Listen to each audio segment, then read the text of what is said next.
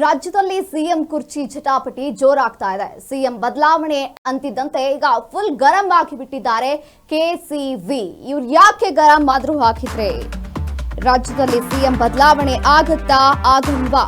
CM ಬದಲಾವಣೆ ಅಂತಿದ್ದಂತೆ full ಗರಂ ಆಗಿದ್ದಾರೆ KC Venugopal. CM ಬದಲಾವಣೆ ಚರ್ಚೆ ಇನ್ನಿಲ್ಲ ಅಂತ ಅಂದಿದ್ದಾರೆ.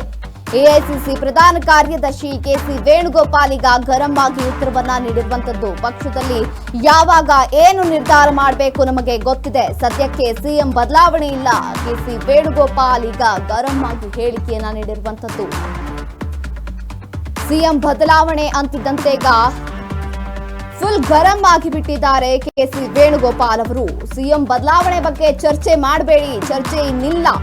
ಎಐಸಿಸಿ ಪ್ರಧಾನ ಕಾರ್ಯದರ್ಶಿ ಕೆಸಿ ವೇಣುಗೋಪಾಲ್ ಈ ಬಗ್ಗೆ ಸ್ಪಷ್ಟನೆಯನ್ನ ನೀಡಿರುವಂತದ್ದು. ಪಕ್ಷದಲ್ಲಿ ಯಾವಾಗ ಏನು ನಿರ್ಧಾರವನ್ನ ನಾವು ಕೈಗೆತ್ತಿಕೊಳ್ಬೇಕು ನಮಗೆ ಗೊತ್ತಿದೆ, ಸದ್ಯಕ್ಕೆ ಸಿಎಂ ಬದಲಾವಣೆ ಮಾಡೋದು ಕನಸಿನ ಮಾತು. ಕೆಸಿ ವೇಣುಗೋಪಾಲ್ ಅವರು ಈ ಬಗ್ಗೆ ಹೇಳಿಕೆಯನ್ನ ನೀಡಿರುವಂತದ್ದು.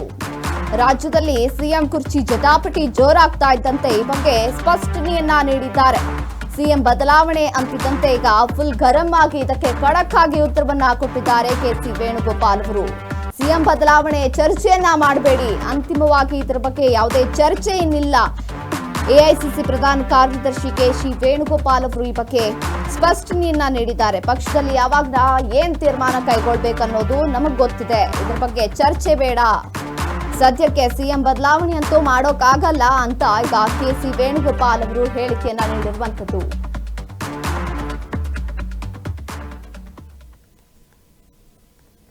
Northeast, whether it is who had undergone small procedure. Now he is very much okay, healthy, and very energetic. You know that our Congress president is a 24/7 hard-working leader of this party. Wherever party decides, without any reluctance, he used to go. Whether it is Northeast, whether it is this western part, or any remote area of this country. That creates a little bit health issue for him. We are understanding that. Now party requested him to take at least complete rest for